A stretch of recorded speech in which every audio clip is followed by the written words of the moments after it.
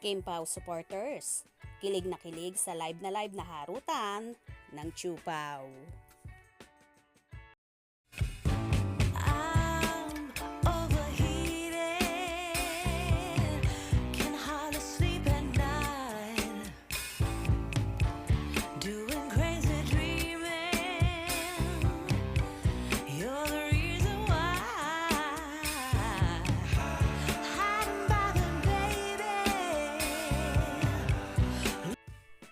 Kilig ang Chu Pao fans sa sinabi ni Paolo Avellino tungkol sa pagmamahal niya kay Kim Chiu sa MediaCon ng Pinoy adaptation ng What's Wrong with Secretary Kim na ginanap nitong Sabado, March 9 sa Quantum Skyview ng Gateway Mall.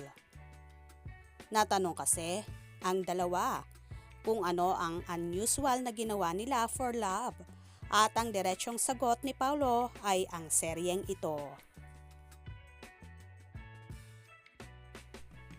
Etong Secretary Kim, ani Paolo, sabay tingin kay Kimi.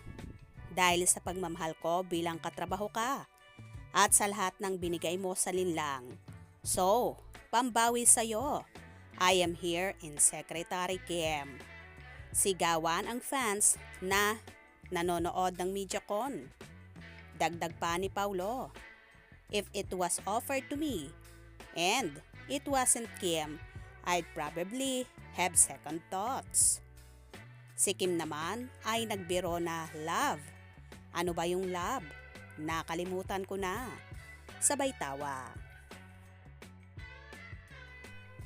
But seriously, Anya, ay marami siyang ginawang unusual para sa pag-ibig.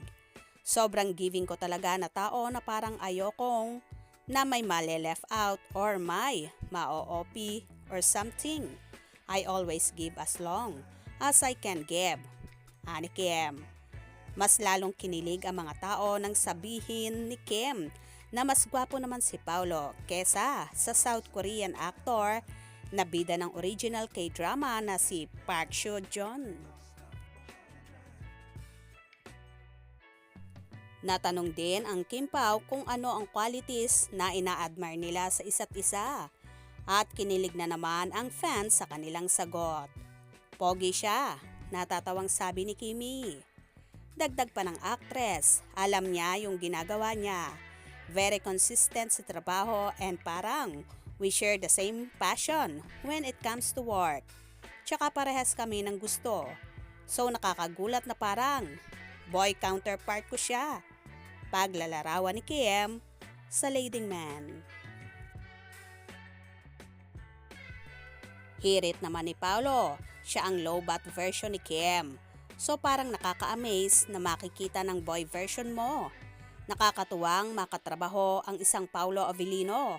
Mas nakaka-amaze kasing tinanggap niya itong rom-com na genre. So, mas napahanga niya ako as an actor. Dahil kaya niyang gawin lahat talaga in his best. Say ni Kim. Sabi naman ni Pao, noon pa lang bagong lipat siya sa ABS-CBN ay si Kim na talaga ang gusto niyang makatrabaho. Pero hindi siya napagbigyan ng opportunity until linlang came. It was very happy, not just because we know that Kim is a star, but she's so bubbly, maturing as an actress. But also after working with her, maybe one of the qualities that I would say is I like working with people who works fast and knows what they're doing. And Kim is ganon. Kumbaga mabilis siyang kumilos, alam na niya yung script, alam niya yung gagawin. Walang nagiging problema, pahayag ni Pao.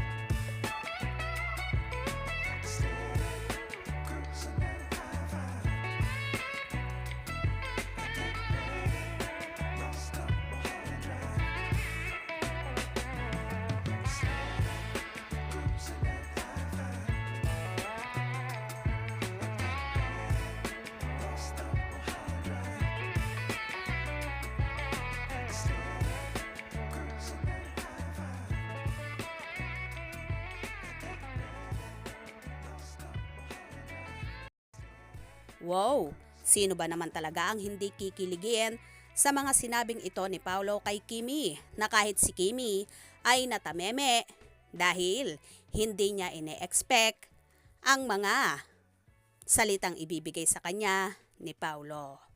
Kaya naman tumutok at huwag na huwag pahuhuli sa mga maiinit na kaganapan. Anong inyong magiging reaction sa bidyong ito? Comment below.